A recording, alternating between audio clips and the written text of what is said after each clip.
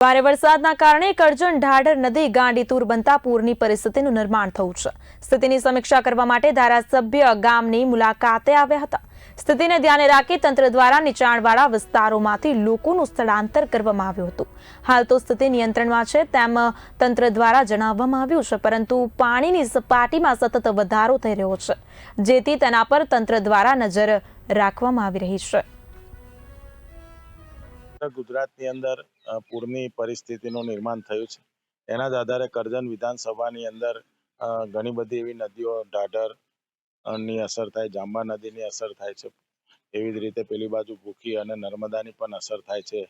એના ભાગરૂપે આજે કરજણની અંદર ઢાઢર નદીના કિનારાના જે ગામો છે એ ગામોની સંભોઈ, સુરવાડા, માનપુર જેવા ગામોની અંદર અસર પાણીની જોવા મળી છે અને લગભગ જે અમુક ગામના ઘરના ફરિયાના રસ્તાઓ છે એ પૂરની પરિસ્થિતિને કારણે સંપર્ક વિહોણા જે વિસ્તાર થયો છે એની આજે સમગ્ર તંત્ર, પોલીસ અને સમગ્ર સરકારી તંત્ર સાથે આજે દરેક ગામની અંદર મુલાકાતે અમે નીકળ્યા છે અને લગભગ ગામના આગેવાનો, સરપંચશ્રીઓ, તલાટીશ્રીઓ પણ સ્થળ પર હાજર હોય સમગ્ર ગામની અંદર તકેદારીના ભાગરૂપે અત્યારે તંત્ર એલર્ટ છે।